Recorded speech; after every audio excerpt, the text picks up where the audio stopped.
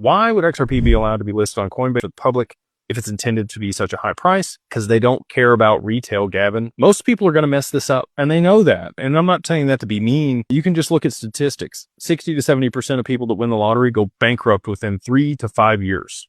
Done. They're in a worse position than they were before because they don't know how to manage capital. They don't know how to invest. They buy liabilities. They run through all the money.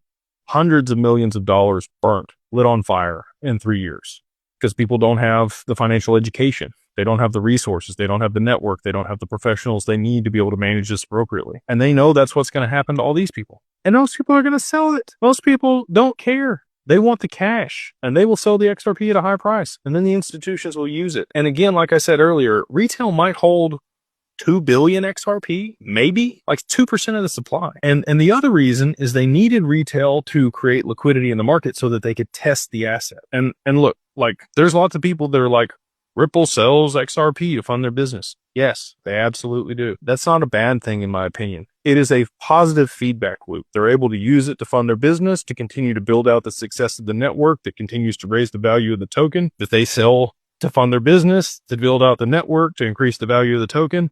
Like that's the whole spiral, and it's a good one. It goes up, but that's why they needed retail to move liquidity into the token so that it had enough liquidity in it to be able to trial it and test it over the last 10 years so that they could prove that it was usable on the main net. I don't know if you've ever built software before, but you can test it, but until you push it to prod, you really don't know. And so that's what this was. They run tons of private permissioned, side chains with assets or, replicas of the XRPL. But until you have a public mainnet that's actually being used and facilitating transactions and has enough liquidity to trial things, the banks aren't going to do it. They're not going to do it. So that's why they needed retail to be able to drive the price of the token up to where it is so that they could trial it.